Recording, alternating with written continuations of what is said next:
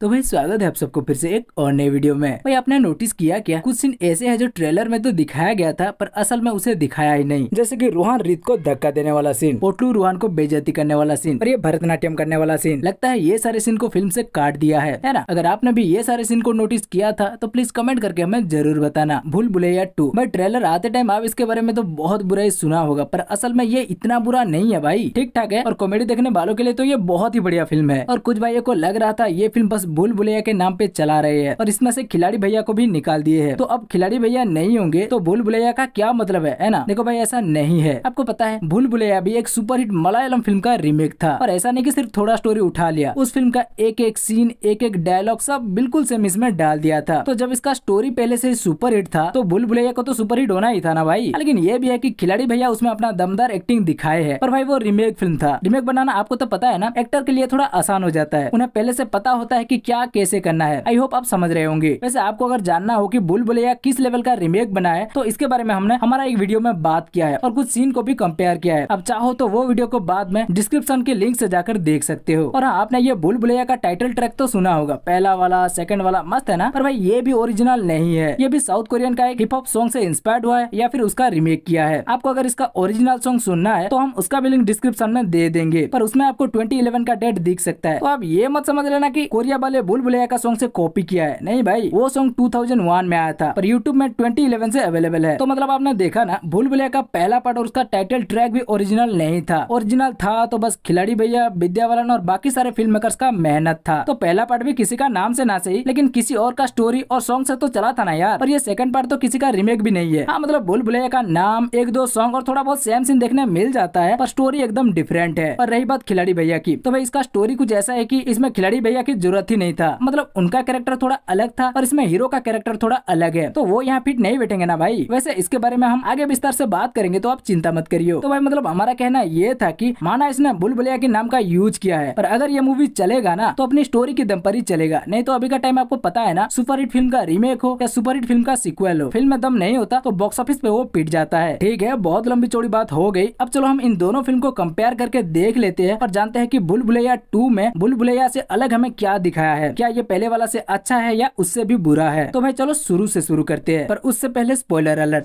पहले देखते हैं भूत के बारे में। भूल भुलैया में कोई भूत नहीं थी, पर इसमें अवनी को डिसोसिएटिव आइडेंटिटी डिसऑर्डर नाम का एक बीमारी थी, जैसे कि अपरिचित को था, स्टीवन को है। इसका मतलब भूल भुलैया में नकली भूत था, असली भूत था ही नहीं। उसमें तो बस साइंस का पार्ट पढ़ाया गया था। हाँ मतलब हॉरर टाइप थोड़ा दिखाया गया था, लेकिन असल में उसमें कोई भूत नहीं था, जिसके वजह से ना तो वो कोई जादू दिखाता है और ना ही आखिर तक किसी को मारता है। पर भाई भूल भुलैया 2 में ऐसा बिल्कुल भी नहीं है और ना ही इसमें आपको कोई डिसोसिएटिव आइडेंटिटी डिसऑर्डर वाला मरीज दिखने वाला है। इसमें डायरेक्ट आपको भूत का दर्शन होने वाला है, जो कि काला जादू करता है, उड़ता है, उड़ाता है और मारता भी है। अब भूत की कहानी देखो भाई, भूल भुलैया में भूत तो नहीं है, पर एक कहानी की वजह से यह भूत का कहानी हमें दिखाई जाती है। क्या है कि ये DID पेशेंट एक बार भूतिया कहानी सुन लेती है, जो कहानी की मंजुलिका की थी। ये कहानी में अवनी राजा विभूति नारायण के बारे में सुना, मंजुलिका नाम की बंगाली नर्तकी के बारे में सुना, जिससे कि बूढ़ा राजा चाहने लगा था। फिर शशिधर के बारे में सुना, जो कि एक राज गायक भी था और जिसे मंजुलिका प्यार करती थी। फिर राजा को इनके बारे में पता चलना, राजा इनको बसंती की तरह नाच बसंती नाच बोल के नचा नचा के मारना, अवनी ये सब सुना। और फिर ये भी कि कैसे शशिधर को मारने के बाद राजा मंजुलिका को शादी करना चाहता था और मंजुलिका राजा को मारने का कसम खा के खुदकुशी कर ली थी। और यही सब सुनने के बाद अवनी खुद को मंजुलिका के जगह पर देखने लगी और उसका बाकी रहने वाला बदला के बारे में सोचने लगी। फिर उसके बाद जो सब कांड हुआ, सबको लगा कि भूत है, लेकिन असल में वो भूत नहीं झूठ था। और भूल भुलैया 2 का देखा जाए तो इसमें सच में भूत का कहानी है और इसमें सच में अंजुलिका मारी जाती है। मतलब यहाँ आप कंफ्यूज मत होना कि मंजुलिका भूत है, पर हमने अंजुलिका क्यों बताया, क्योंकि नाम तो मंजुलिका का यूज होता है, पर असल में चुड़ैल मंजुलिका नहीं अंजुलिका मरी थी और वही भूत बनी थी। हाँ तो ये लोग दो जुड़वा बहन थे, जिसमें से एक को ज्यादा प्यार मिलता है तो दूसरा काला जादू सीखकर तांत्रिक बन जाती है और वो अपना बहन को मारकर खुद अपनी बहन के परिवार के साथ रहने लगती है। तो नॉर्मल बहन वाला भूत अपने तांत्रिक वाला बहन को मारने के लिए बाहर आती है और हमें असली वाला भूत की कहानी दिखाती है। अब हीरो और हीरो का महल में एंट्री के बारे में देखो, भूल भुलैया में आदित्य का कैरेक्टर एक डॉक्टर था। वो मरीजों को ठीक करता था पर अपनी तरीके से, इसलिए जब अपना दोस्त सिद्धार्थ का फोन आता है तो वो उसका हेल्प करने भूतिया महल में एंट्री मारता है। और ये आदित्य भूत में विश्वास नहीं करता था और ना ही भूतों के नाम से डरता था। पर भूल भुलैया 2 में रोहन का कैरेक्टर अलग है। ये भाई साहब के पास कोई काम नहीं है, ये पतंग उड़ाने गुजरात चले जाते हैं तो पान खाने बनारस चले जाते हैं। ये बस दुनिया घूम रहे थे। फिर रीत से मिले और कुछ ऐसा कांड हुआ कि इन्हें रीत का मदद करने रीत के परिवार का भूतिया महल में आना पड़ा। और वैसे ये भाई साहब आत्माओं से बात करने वाला डोंगी बाबा बनते तो है, मजबूरी में में आकर, पर भूतों से इनकी बहुत फटती है। अब सस्पेंस की बात, भाई भूल भुलैया में तो आपने देखा ही होगा कैसे आखिर में गेम पलट जाता है। हम सब सोच रहे थे भूत है, लेकिन वो भूत नहीं, एक बीमारी निकलता है और हम सबको आश्चर्य भी करता है। पर भूल भुलैया 2 भी कहीं कम नहीं। इसमें जब आप भूत देख रहे होंगे आपको हंसी आ सकता है कि भाई ये क्या हो रहा है, भूत निकल कर डोल उठा रहा है, बच्चा उठा रहा है, कॉमेडियन के कान ठीक कर रहा है, लेकिन कभी किसी का गलत नहीं कर रहा है। ये भूत है कि मजाक है। और फिर क्लाइमैक्स में जो सच प्रकट होता है भाई मजा ही आ जाता है। जिसे भूत समझ रहे थे वो भूत नहीं, जिसे अच्छा समझ रहे थे वो अच्छा नहीं, और जिसे बुरा समझ रहे थे वो बुरा नहीं। मतलब छा गए गुरु। हमने तो इससे ये आशा नहीं किया था, लेकिन जो कुछ भी हमने देखा ना भाई, देखकर मजा ही आ गया। ऐसे सब में देखा जाए तो दोनों अपने जगह पर ठीक है यार। कॉमेडी का भी देखा जाए तो नो डाउट भूल भुलैया में खिलाड़ी भैया, परेश रावल, राजपाल यादव सबने हमको बहुत हंसाया था। पर भूल भुलैया 2 भी कहीं कम नहीं। हाँ मतलब भूतों से मजाक या कहीं जबरदस्ती का मजाक थोड़ा अजीब लगता है, लेकिन इसमें भी बहुत सारे कॉमेडी सीन देखने मिला है। फिर डर का भी देखा जाए तो भूल भुलैया देखने में आप जितने डरे थे, वैसे ही आपको इस भूल भुलैया 2 में भी रात का सीन आते ही डर लगने लगता है कि भैया कब कहाँ क्या हो जाए किसे पता। मतलब ये दोनों ही फिल्म अपने जगह पर ठीक है यार। ऐसा नहीं कि इसमें खिलाड़ी भैया नहीं है तो कुछ भी नहीं है। इसका टॉपिक पहला वाला से अलग है यार। एक यंग लड़का के बारे में जो घूमना, मजे करना और प्यार करना चाहता है। तो देखा जाए तो इस कैरेक्टर पे कार्तिक आर्यन फिट बैठते हैं और हमें खिलाड़ी भैया की कमी महसूस होने नहीं देते। फिर भी जैसे बातें चल रहा था, आखिर में खिलाड़ी भैया का एंट्री करवा देते तो भाई और भी मजा आता। वैसे आपको इन सब के बारे में क्या कहना है और आपने ये फिल्म देख लिया है तो कैसा लगा हमें कमेंट करके जरूर बताना। तो बस इस वीडियो को यहीं खत्म करते हैं। वीडियो अच्छी लगी हो तो वीडियो को लाइक करके अपने दोस्तों के साथ शेयर करो और चैनल को सब्सक्राइब नहीं किया तो भाई सब्सक्राइब कर लो।